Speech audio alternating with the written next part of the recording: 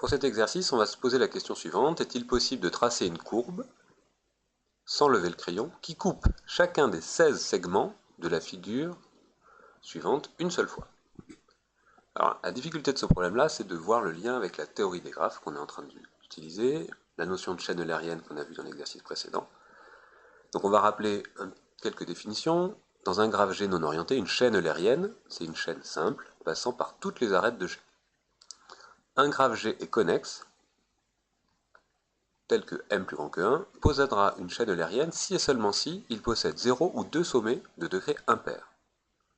Donc l'existence de cette chaîne eulérienne implique le comptage des sommets et de leurs degrés. S'il possède 0 ou 2 sommets de degrés pairs, alors c'est une équivalence qu'il possède une chaîne eulérienne. Sinon, eh bien c'est pas le cas. Donc, comment on va faire pour associer ce théorème-là à l'exercice qui nous est posé? Alors on peut associer un graphe à cette figure de la façon suivante. Les sommets représentent les régions. Donc dans notre graphe, on voit qu'il y a plusieurs régions. On a cette région, cette région, cette région, cette région, cette région. Donc on a 5 régions plus l'extérieur. Et deux sommets seront reliés par autant d'arêtes que le nombre de segments communs de leur région.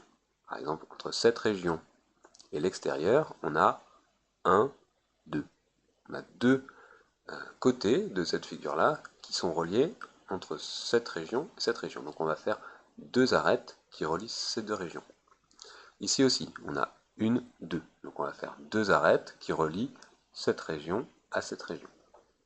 Pareil pour ici, on en a deux, ici on n'en a qu'une, ici on en a deux, on a cette face, ce côté et ce côté, pardon. Entre ces deux-là, on a cette arête-là, donc une seule, pareil ici, on en a une ici, une ici, une ici, une ici. D'accord? Donc vous avez bien compris la représentation. On met un sommet qui représente les régions, donc on aura 6 régions, et on reliera les sommets entre eux par autant d'arêtes que le nombre de segments communs de leur région.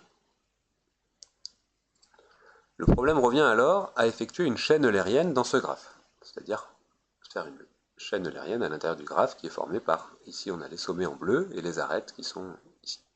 Or, ce graphe contient 4 sommets de degrés impairs. Donc si on compte les sommets, si on compte le degré des sommets, 1, 2, 3, 4, 5, 1, 2, 3, 4, 5, 1, 2, 3, 4, 1, 2, 3, 4, 5, 1, 2, 3, 4, et celui-là, 1, 2, 3, 4, 5, 6, 7, 8, 9. Donc on a 4 sommets qui sont de degrés impairs.